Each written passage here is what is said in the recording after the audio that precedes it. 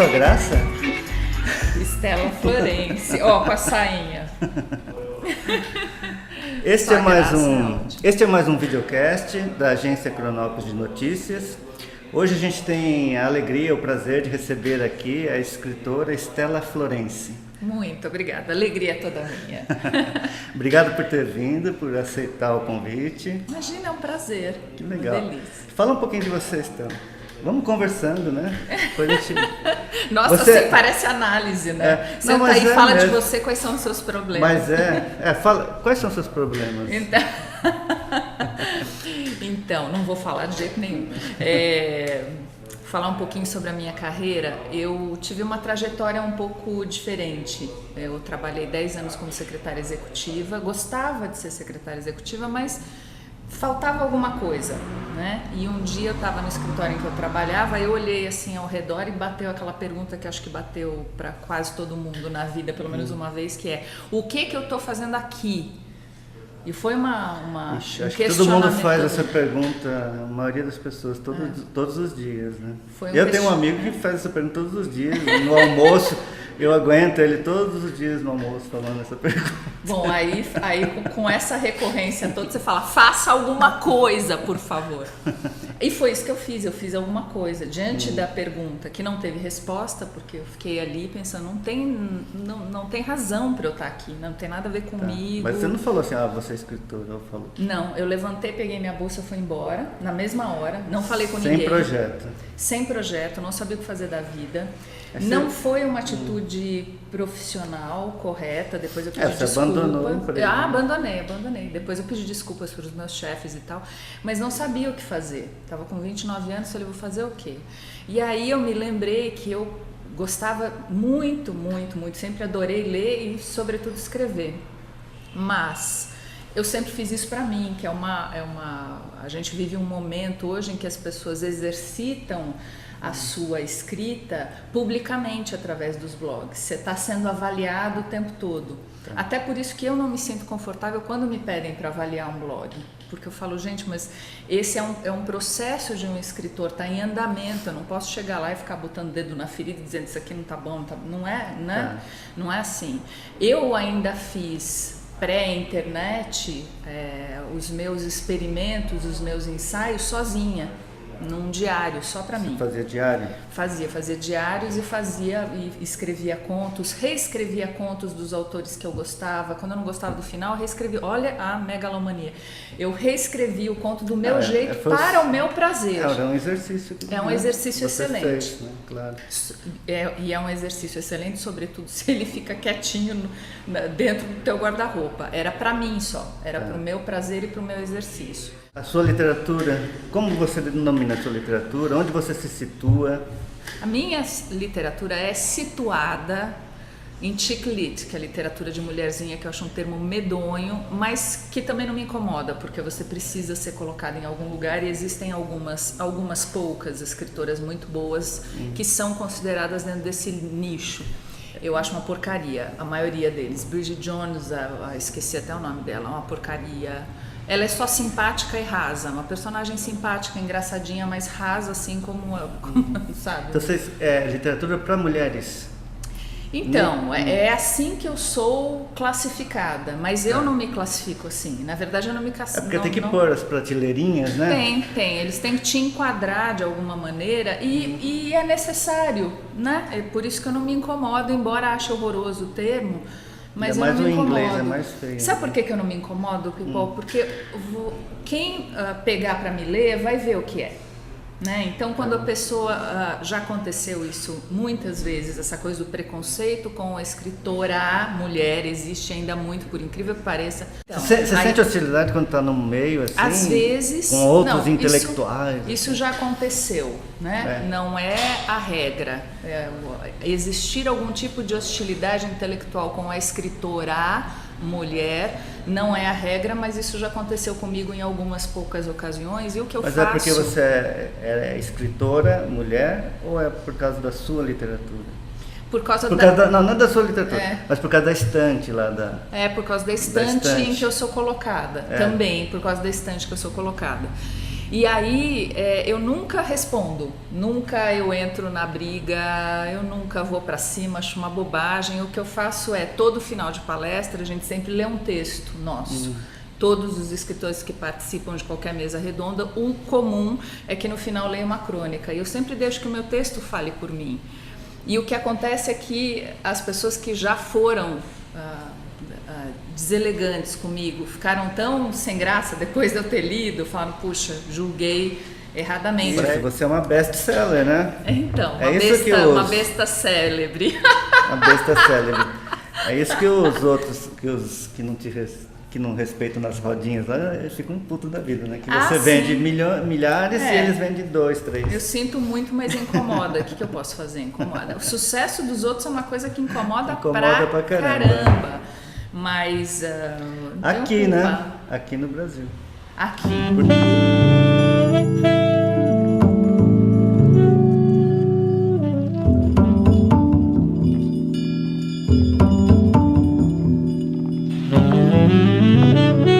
Eu vou ler um capítulo do 32, do romance 32. O capítulo chama Monstro. Princesas precisam amar. Boas meninas precisam amar. Consumidoras de lingerie precisam amar. Leitoras de revistas femininas precisam amar. Boas profissionais precisam amar. Por debaixo de toda a liberação feminina e blá blá blá, o que nos ensinam ainda é a amar em suas múltiplas variações. De preferência, variações com aliança no anelar esquerdo e óvulo fecundado na barriga. Eu não acredito nessa conversa de amor romântico. Toda paixão não passa de um encaixe de neuroses. Quando as neuroses se acomodam, temos um longo casamento, é isso aí. Sempre torço o nariz quando vejo uma pobre esposa massacrada anos a fio pelo marido tirânico. Alguma coisa, de alguma forma, em algum nível, ela está ganhando com esse arranjo. Quem não tem opção é criança, o resto se vira. Aprendi a respeitar e até me identificar com os homens claramente cafajestes. Os que chegaram em mim e disseram, é só sexo, menina, é pegar ou largar. Os que mal se despediam, os que não dormiam comigo para não estreitar qualquer laço. Sim, esses caras eu respeito, sabe-se exatamente onde se está pisando e eles não se escondem atrás de sorrisos de diamante. Não que não doesse. Até que eu me acostumasse com esse jogo, doeu muito, doeu pacas, doeu um rio Tietê fedido de dor. Mas eu acabei compreendendo afinal que eles, os claramente calhordas, eram os menos calhordas de todos.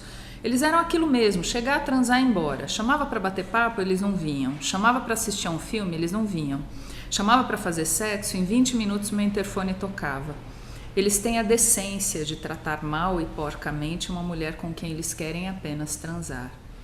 Eis aqui minhas pústulas, minhas vísceras, meus rosnados guturais. Eu me tornei um de vocês. Sim, tem um lado absolutamente predatório. Eu disseco com o olhar qualquer perna cabeluda que passe por mim. Disseco e salivo. A multiplicidade de homens me é necessária. Se nenhum permanece, eu preciso de todos. Estou sempre disposta a transar na primeira noite com quase qualquer tipo de homem, nem por isso minha sede diminui. Essa água não dessedenta. Mais um copo rápido antes que eu perceba que estou bebendo água do mar. Vocês criaram um monstro, rapazes. Espero que vocês estejam felizes, porque eu não estou. Bacana. Legal. Quer que eu leia o Entre Quatro Paredes? Vamos lá, é curtinho também. Eu faço os meus capítulos de romance em forma de crônica, para ficar mais leve, mais gostoso, mais... E é bem trabalhado o texto, muito legal. Você faz vai colocando os ingredientes, depois você dá uma mexida legal. O Marco Sei, ele dizia que escrever crônica é você fazer um sanduíche sem as fatias de pão. Você tem que deixar só o recheio. E que escrever é a arte de cortar. E eu continuo esse raciocínio dele, dizendo que a primeira coisa que a gente tem que cortar de um texto é o ego do escritor. Porque eu fiz esse período, porque tá lindo, porque tem 500 páginas, tá maravilhoso, mas tá servindo a história? Tá correto naquele momento ou tá enchendo linguiça? Tá só uma demonstração do quanto você é culto. Você tem que fazer essa medida. Tira o teu ego, corta o que tem que cortar. Tira a cultice da coisa, que é meio estúpido. Você deixa o que é realmente necessário. É o texto que tem que brilhar, não é você. Você vai brilhar a partir do texto, né? Brilha depois falando do texto, dando entrevistas, fazendo seminários, sendo convidado para festas literárias. Exato, fazendo o que você quiser em funerais e tal, do jeito que você quiser. Então vou ler Entre Quatro Paredes. É também um capítulo do 32 do romance. Estamos no inferno. O tempo é ininterrupto. Não há sono, não há pausa, não há distração. Numa sala sem janelas e constantemente iluminada, 3 estranhos são obrigados a conviver. Para eles é sempre dia. Enquanto isso, uma atriz fala na TV cruzando as pernas com ares de sabedoria. O inferno são os outros. Pelo visto, a tonta nunca leu a peça de Sartre e se leu, não entendeu patavina. O inferno é nossa própria consciência e os outros são apenas o espelho crítico que não nos deixa esquecer que bela porcaria nós somos. Frases famosas, quando tiradas do contexto, são quase sempre mal compreendidas.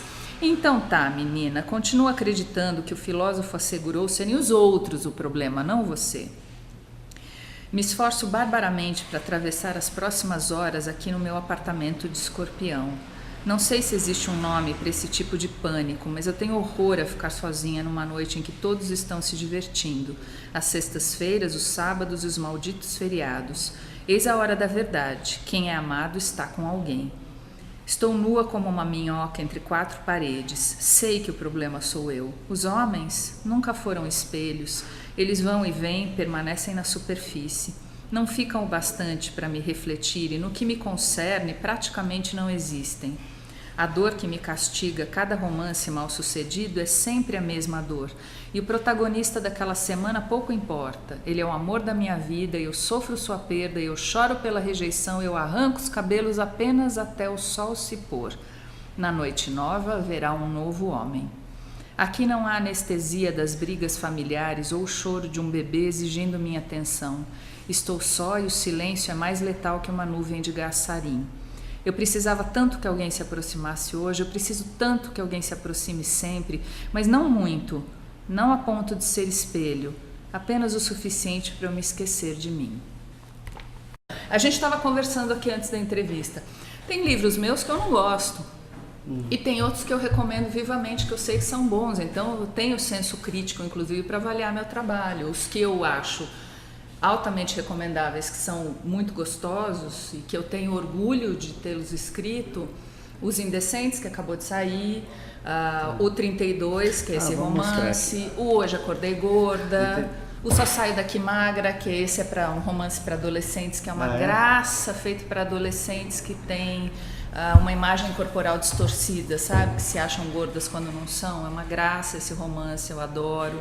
O Diabo que Te Carregue, eu amo, é um livro que tá uma delícia sobre separação. Vou mostrar na tela aqui as imagens. Então, entendeu? O que é legal e o que é bom, eu falo e falo com orgulho, sim. E deixo que os textos... Eu falo, mas aqui, também deixo que os textos falem por mim, né? Tá. Do que trata esse aqui, o 32? O 32 é um romance sobre compulsão afetiva, compulsão romântico-afetiva sexual. É uma mulher que vai... Os homens são um número para ela, né? Ela vai saindo com um atrás do outro, achando que ela está com essa fome romântica de não acho meu par, não acho meu par. E sobretudo, desmistificando essa ideia de que você vai passando pela vida louca e que isso não vai te deixar nenhuma marca, que é uma das maiores mentiras que nos contam, é que você vai viver 1000 anos em 10, que você vai queimar tudo até a última ponta e que você não vai sair com marcas disso, que você vai sair numa boa disso. Não é isso que acontece, não acontece na vida de ninguém, não acontece na vida de ninguém, talvez na do Kate Richards e só, né? Tá. Só. Então essa busca romântica frenética, essa suposta histeria feminina, essa necessidade compulsiva de eu preciso encontrar alguém, que passa por uma compulsão sexual, que ela vai pegando um atrás do outro, e isso causa um rombo enorme nela. E como é que ela vai lidar com esse rombo? Então essa é a história. É uma mulher que, só para fechar, eu falo pra caramba, né? Que bom. É uma mulher que tem 32 anos, resolve fazer uma lista dos homens que já teve e vê que, curiosamente, ela já teve 32 homens. E aí ela resolve fazer uma tatuagem para cada um deles. Esse é o início do livro, mas não como uma homenagem, como as pessoas fazem, mas como um dreno para a dor dela, para tirar a dor que está dentro e passar para a superfície de alguma maneira, né? Para exorcizar aquela exorciza dor. Fazendo e relembrando, porque ela vai relembrando a cada tatuagem, ela vai relembrando e vai indo com outros também, né? Porque ela começa o livro com 32, aí vai 33, 34, 35. Vai indo embora, vai. Por falar nisso, você tem 30 tatuagens, não? Eu tenho 30 tatuagens. Mas não tem nada a ver. Mas eu não sou. Eu também estava conversando. Você não é. Eu não sou a personagem do 32. Eu usei muita coisa da minha experiência pessoal fazendo 32, é claro. Usei muita coisa sim. Usei muita coisa, sobretudo, do que eu penso, mais do que o que eu vivi. Sabe quando você usa. Mas eu acho isso. Eu coloco ali e monto uma história para dar credibilidade àquela ideia. Mas não sou eu. Tanto que as minhas tatuagens não fiz pra ninguém, não tenho essa relação de purgador com a tatuagem. Eu fiz porque eu queria ter um livro em mim. Então eu fiz um livro. A sua tatuagem tá no blog, né? Depois a gente mostra aqui. Tá. Nas suas costas, né? É um texto. Né? São várias frases e textos separados, foi tudo independentes. Uma vez só que você fez? Não, eu demorei 2 anos para terminar. Eu fui fazendo devagarinho. Eu fazia dói, né? Dói, é uma ferida com tinta por todos os lados, né? Tem que cicatrizar, esperar cicatrizar, depois fazer a outra. E a então foi devagar. Que aprisiona a tinta, é isso? A cicatriz que aprisiona a tinta. Enquanto não cicatrizar, você não sabe se o desenho vai deformar um pouco, porque às vezes a tinta dá uma ligeira, sabe? Mas é um processo interessante. Esse daqui, Hoje Acordei Gorda. Hoje Acordei Gorda foi o primeiro. Então, ele vai quase lá para as estantes de autoajuda, né? Mas não é isso. Ah, né? Não é autoajuda, então. Né? Mas ele cai lá, né? Acho que o próprio livreiro deve pôr sem... Ainda colocam. Porque tem uma. Ainda colocam em parece literatura. Que é uma literatura terapêutica que está escrito tem uma coisa. Na sinopse que eu recebi da editora. Tem uma coisa incrível que aconteceu com Hoje Acordei Gorda depois que eu lancei. Ele é um livro em que todas as personagens são gordas ou se sentem gordas. É o mote de todas as histórias, é um livro de contos. E o que aconteceu foi que depois que ele foi lançado, ele passou a ser usado como leitura terapêutica, como leitura ficcional terapêutica para pacientes com anorexia e bulimia. Então, é um uso... Eu fiz até uma palestra para o pessoal do Ambulim, que eles me chamaram num congresso deles, falando sobre a literatura entrando como terapêutica, como ferramenta de terapia. Isso, literatura utilitária, né? Vamos dizer assim, né? Porque toda boa literatura, aí é uma coisa que eu acredito, toda boa literatura, ela acaba sendo de autoajuda na medida em que faz com que você pense sobre você mesmo, com que você ou viaje por um outro mundo e aprenda coisas e isso vai ser acrescentado em você, ou que você mergulhe em você mesmo, tenha uma sintonia, né, tem aquela sensação de partilha, que é o que as leitoras falam muito dos meus textos, né, essa sensação de partilha muito forte, de eu não estou sozinha, não é só comigo que isso acontece, e aí acaba funcionando como autoajuda, porque a autoajuda, desculpa te cortar, eu falo demais, a autoajuda clássica,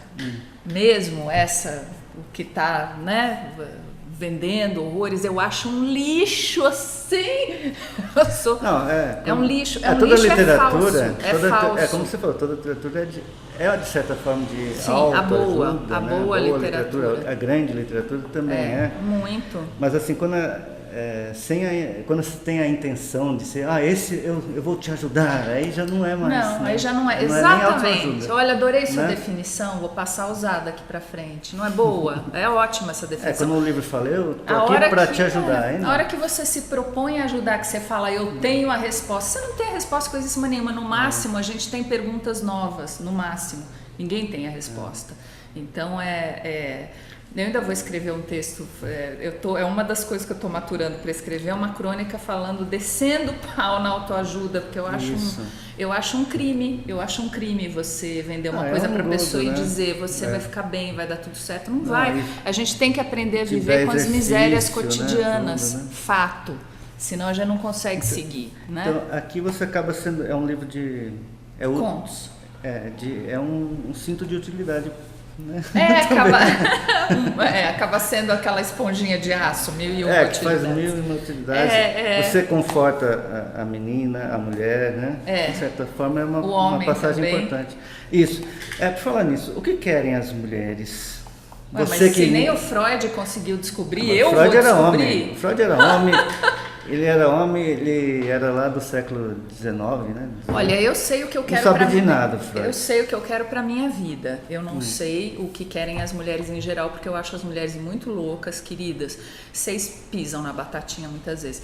Eu acho as mulheres muito loucas, muito estressadas. Nem você entende, então. Não, nem eu entendo. Muitas vezes nem eu entendo. Precisa dar uma paradinha. Acho que tem muito drama, tem drama demais. Drama é legal na literatura, na vida não tem graça nenhuma. Mas o que eu quero para minha vida, que eu sei, é paz e tesão. São as duas coisas que eu quero para minha vida. Ter paz e ter tesão pelo meu trabalho, pela minha vida familiar, por alguém com quem eu esteja, sabe? Aquele tesão de viver.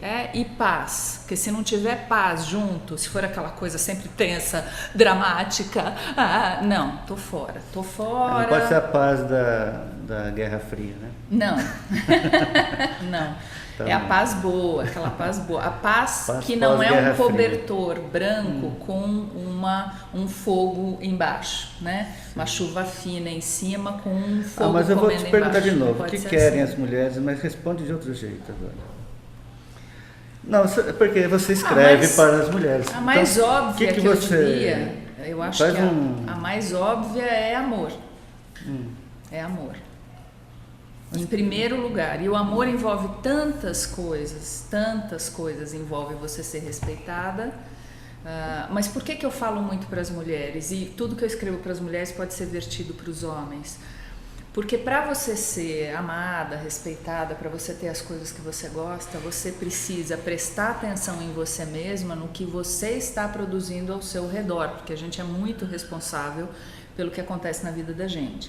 Quem não tem escolha é criança vítima de pedofilia, né? E vítimas de estupro, que, né? Lógico. Porque, assim, sempre mas, numa boa parte das vezes, a gente tem escolha e a gente deixa aquela situação acontecer até o momento em que, de alguma maneira, é interessante pra gente. Mesmo que pareça absurdo, terrível, doloroso, essa foi uma reflexão que eu já fiz na minha vida. Coisas muito ruins que aconteceram, elas aconteceram até o momento que eu permiti que elas acontecessem. O papo tá ficando bom, hein? Beleza. E o que querem os homens? Você estuda, agora fala você que muito, vai ter que eu me não dizer. sei nada. Não, ele tem que me dizer o que querem os homens. Por favor, escrevam. A gente quer saber o que querem os homens. A gente é tão bonzinho. Nossa, eu pensei numa resposta tão absolutamente indecente que eu não vou poder dar mesmo. Fala. Vai fazer pino. Não vai, não. Os homens, eles querem uma boca no pau deles, né? Assim, a primeira coisa que eles querem. Ué, mas Depois eles querem sucesso profissional. Depois de uma boca no pau deles, eles querem sucesso profissional. Isso é uma coisa muito importante. Você escreve assim, com esse linguajar bonito? Escrevo. Com esse linguajar direto e verdadeiro que existe, que é a palavra, né? Sem ficar dando, coisa mimosinha, né? O nome da coisa não é esse, então vamos colocar os pingos. A linguagem existe para isso também, para a gente colocar os pingos nos is, né? O que você estava falando mesmo? É isso? Esqueceu! Não, então, é sucesso. O que querem os homens? Querem os homens. Uma boca no pau. Sucesso profissional e depois de um tempo equilíbrio, mas depois de um tempo o homem, quando ele chega à maturidade, ele já quer também as outras coisas e equilíbrio, aí ele já procura uma coisa a mais, um pouco mais de paz e de tesão na vida, mas quando ele chega um pouco mais pra frente, né? Você concorda? Você pode me diga se você concorda. Mais ou menos. É meio severo. E uma visão poética dos homens? Não tem? Não existe? Eu quero salvar a nossa pele um pouquinho. Quais são as diferenças? Nada? Não tem visão poética? Não.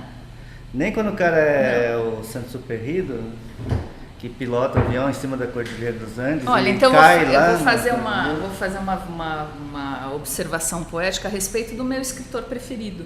Tá. Que não é uma mulher, é um homem. Meu máximo querido, preferido, que é o Gabriel Garcia Marques. Porque eu sou apaixonada. Eu acho que a literatura do Gabo, porque somos íntimos, né? Claro. A minha cama chama Gabo, porque quem mais frequenta a minha cama é o Gabriel Garcia Marques, em livro. A literatura dele, ela é uma das poucas coisas que me sustenta a vida, que me faz viver, que me faz passar pelos momentos difíceis, suportar momentos mais complicados, relaxar, viajar, me conhecer, me emocionar. Eu não sei o que acontece com a disposição das palavras, com a disposição que ele dá para as palavras, mas elas me confortam num nível quase religioso, né? E eu acho que isso é uma maluquice.